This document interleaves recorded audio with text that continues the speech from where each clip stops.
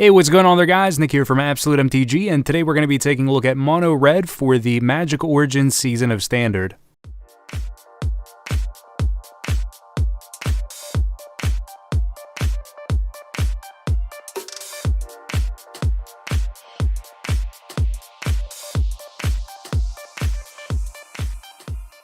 Time and time again, we've seen that red deck win strategies are a viable force in Standard, and the case is no different here with Magic Origins and the new cards that we get to play with. To start this deck tech off, let's take a look at our creatures, and in our 1-drop slot, we have 4 Monastery Swiftspear.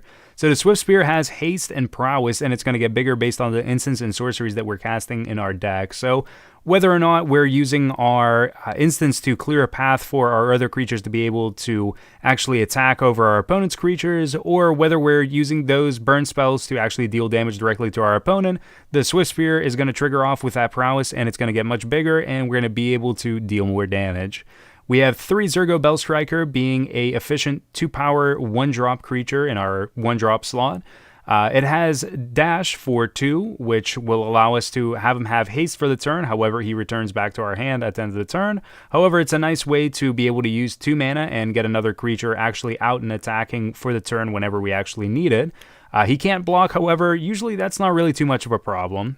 We have a 1-of for Lightning Berserker, which, much like our Zurgo Bellstriker, it has dash. However, it's only a 1-power creature, but the upside of this is that it has fire breathing. So for 1 red, we can give it +1/+0 until the end of the turn, and if we have any unused mana that we don't plan on using for the turn for burn spells or other creatures, we can sink that into the Lightning Berserker and deal a whole lot more damage. We have 4 Abbot of Keral Keep, which is one of the new additions from Magic Origins. It has prowess like our Monastery Swiftspear, so our instants and sorceries will make it bigger. But whenever it enters the battlefield, we exile the top card of our library, and until the end of the turn, we can play that card. So whether we're playing it on turn 3 to hopefully reveal another land off the top of our library that we can put into play instead of drawing it, or if it comes to the mid to late game where we have a whole bunch of mana open and we just need to finish our opponent off, the Abbot provides a really great resource of being able to kind of dig a little bit deeper and also have another card that can utilize the rest of our instants and sorceries that we're actually playing. We have 4 Eidolon of the Great Revel, which kind of seems unorthodox. This is a card that a lot of players will like to play in the sideboard and then bring it in whenever your opponent's playing like 1-for-1 removal and is just trying to trade with your creatures in a value exchange. The Eidolon is going to sit there, and whenever a player casts a spell with converted mana cost 3 or less, the Eidolon is going to deal 2 damage to that player. So you being able to just kind of stick some threats on the board and drop an Eidolon assures you that your opponent has to take some damage, hopefully, to actually try to get rid of it. We have 2 Chandra Fire of Kaladesh, so this is a card that I really like on our 3-drop curve for this deck. Just because you can drop it and then still have some like 1 or 2 drop cards in your hand, and just allow yourself to tap the Chandra for an activation and then untap her with other red spells that you're going to cast already for the turn to then deal even more damage, hopefully flip her onto her Planeswalker side, and from there just completely try to outrace your opponent. We're playing 1 Goblin Heelcutter here, so another way to kind of dash in another creature, but with a Heelcutter, if our opponent keeps back like 1 Courser of Kruphix or a Siege Rhino that they're definitely sure that they're going to keep as a blocker and to try to stem the bleeding, we can kind of throw them off with the Heelcutter, make it not be able to block for the turn, and also have another body that's going to get in and deal damage. Now for the non-creature spells in the deck, we're playing 4 Wild Slash, which are going to deal 2 damage to target creature or player for 1 red. 4 Searing Blood, which is going to deal 2 damage to target creature, and whenever that creature dies during this turn, it's going to deal 3 damage to that creature's controller. So if our opponent's playing small creatures, that's great, but if our opponent's playing like some bigger stuff, Courser of Kruphix and Siege Rhino, then hopefully we can just trade one of our creatures and the Searing Blood for dealing 3 damage and also getting rid of their creature.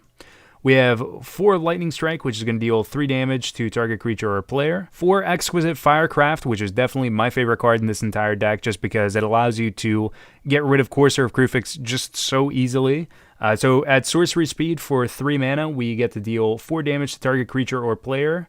And with Spell Mastery, if there are 2 or more instants or sorceries in our graveyard, it can't be countered by spells or abilities, which is relevant for some of the control matchups. And then we have 4 Stoke the Flames, which is just one of our easy ways that we can just kind of convoke in, deal 4 damage to target creature or player, and we can use our creatures as resources, but otherwise, just another card that is just going to burn our opponent out. And now onto the sideboard. So with the sideboard, what we're doing is we're going up over the top and playing higher converted mana cost cards to catch our opponent off guard, or we're playing more removal to try to answer what our opponent's doing and hopefully keep them from doing much in the game. So first and foremost, we have another mountain that we're able to side in whenever we're siding in more 3 and 4 mana cost cards.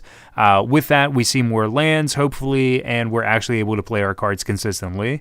We have 3 Hordeling Outbursts, which are going to provide tokens on the board for being able to block other aggressive strategies or otherwise just provide more attackers and more fodder for our Stoke the Flames that we can synergize well with.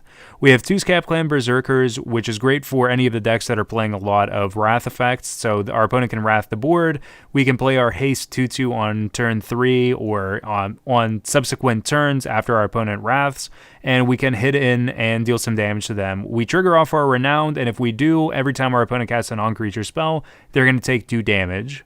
We have 3 Thunderbreak Regent, which again is great whenever your opponent's just kind of siding in more like 1-for-1 removal. Even if they're siding in Drown in Sorrow, that's not necessarily good against the Thunderbreak Regent that we already have on the board. And if our opponent wants to get rid of it with targeted removal, they're going to take some damage to actually try to get rid of it.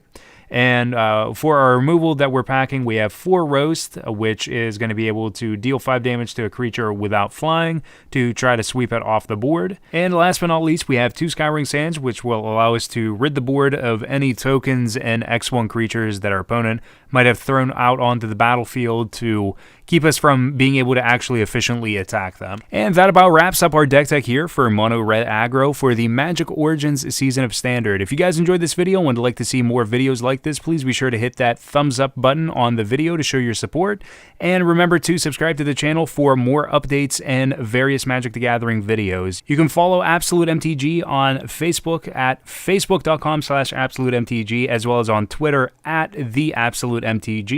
And if you guys want to support the channel, help with the production, upkeep, and making videos like this more frequent, you can check out our Patreon page at patreon.com/AbsoluteMTG. Again, thank you guys for watching, and until next time, peace out.